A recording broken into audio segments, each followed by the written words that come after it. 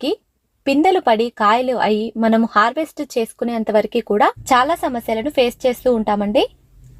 Like pest attacks కానివ్వండి, fungal infections కానివ్వండి, పూత రాలిపోవడము, పిందెలు రాలిపోవడము, మేల్ ఫ్లవర్స్ ఎక్కువగా పూసి ఫీమేల్ ఫ్లవర్స్ తక్కువగా రావడం వల్ల మనకి దిగుబడి తక్కువగా రావడము, ఇవన్నీ చూస్తూ ఉంటామండి. వీటన్నింటినీ ఎదుర్కొని మనం చక్కగా ఎక్కువ కాకరకాయలని ఎలా పండించుకోవాలో ఈ వీడియోలో క్లియర్ గా తెలుసుకుందాము. దయచేసి వీడియోని స్కిప్ చేయకుండా లాస్ట్ వరకు చూడండి.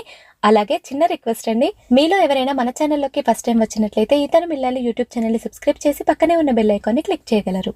వీడియోలోకి వెళ్లే ముందు మీ అందరికీ చిన్న ప్రశ్న. కాకరకాయలలో చాలా వెరైటీస్ ఉంటాయి కదండి, మీ దగ్గర ఎన్ని వెరైటీస్ ఉన్నాయి, వాటి పేర్లు ఏంటో నాకు కామెంట్ సెక్షన్ లో తప్పకుండా చెప్పగలరు. ముందుగా కాకర తీగను పెంచుకోవాలి అనుకునే వాళ్ళు ఖచ్చితంగా సీడ్స్ ని మంచి క్వాలిటీ ఉన్న సీడ్స్ ని మాత్రమే ప్రిఫర్ చేయండి. జెర్మినేషన్ రేటు బాగుండేటట్లు చూసుకోండి. ఈ సీడ్స్ తీసుకొని మీరు డైరెక్ట్ గా నేలలో అయినా నాటుకోవచ్చు.